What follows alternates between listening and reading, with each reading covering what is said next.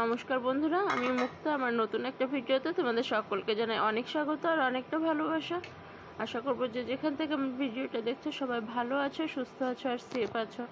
ঘড়িতে এখন বাজে প্রায় 10টার কাছাকাছি, আর আজ হলো শনিবার। তো যাবো কালীবাড়ি। উপোস করে যাচ্ছি না, এমনি পুজো দেবো। শরীরটা তো আমার খুব একটা ভালো নেই, সেজন্য উপোস থাকতে পারছি না, কারণ কিছু মেডিসিন আমাকে নিতেই হয়, যেগুলো না নিলেই নয়। তো সেজন্য তোমার দাদাভাই খুব বকাবকি করছিল যে উপোস থাকতে হবে না, এমনি পুজো দিয়ে এসো।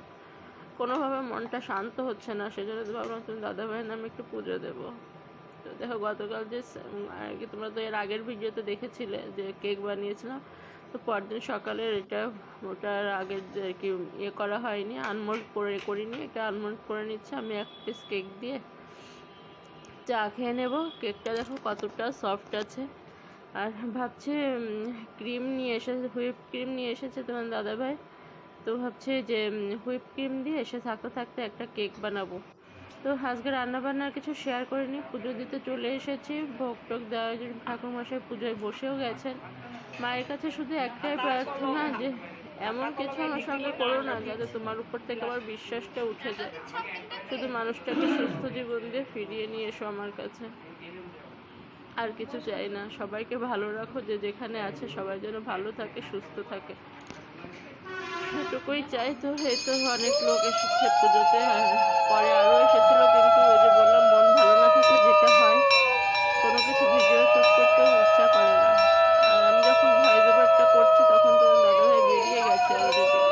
শনিবার থেকে শুরু করে বুধবার পর্যন্ত ভিডিওটা টেনেছি একটু একটু করে। এই তো চলো, প্রায় বাড়ি ফিরতে ফিরতে প্রায় 5টাই বেজে গেছিলো। আর গাছ থেকে এত পেয়ারা পেকে একদম নিচে পড়ে পড়ে নষ্ট হচ্ছে, কিন্তু কেউ একটা পেয়ারা তুলে মুখে দেবে না।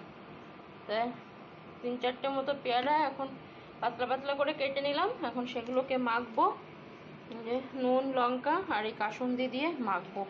আর এখানে আছে জগন্নাথ দেবের প্রসাদ।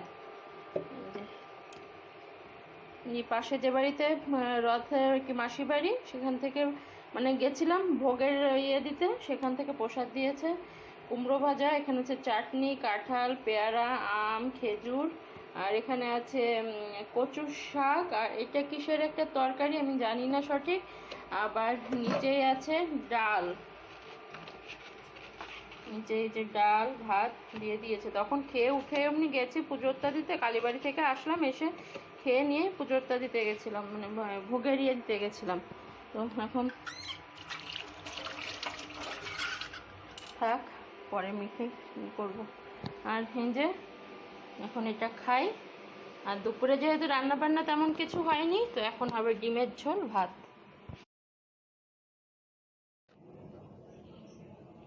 এই যে প্রথম হুইপ ক্রিম দিয়ে কেকটা ডেকোরেট করলাম।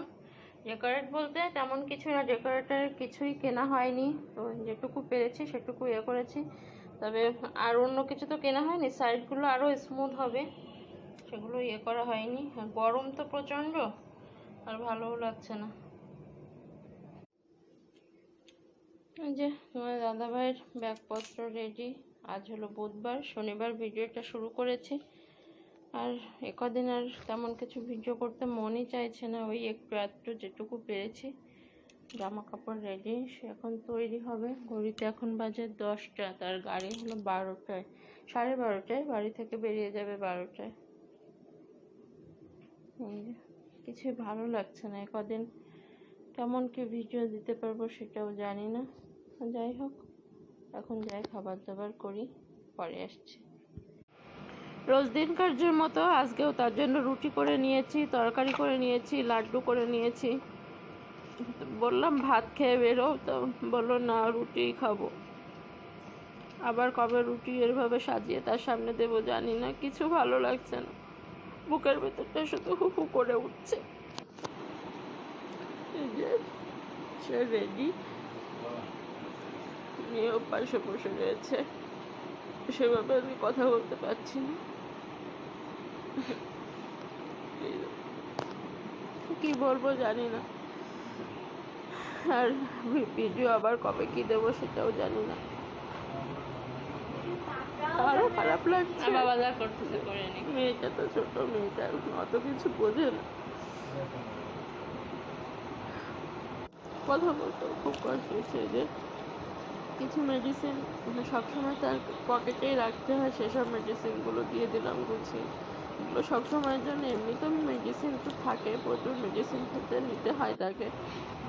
ওই মেডিসিনগুলো সবসময় তাকে পকেটে রাখতে হয় ইমার্জেন্সি ভাবে, কখনো লাগলে পরে। ওর মধ্যে ইকোস্প্রিনটা তো বন্ধ করে দিয়েছে শনিবার থেকে। ইকোস্প্রিন বন্ধ, কারণ অপারেশন করতে গেলে ইকোস্প্রিন শুধু ব্লাডটা পাতলা রাখে।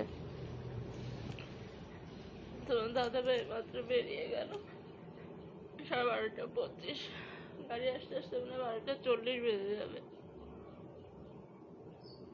যেটা কতটুকু কি হলো জানি না, আর ভিডিও কন্টিনিউ করতে পারছি না।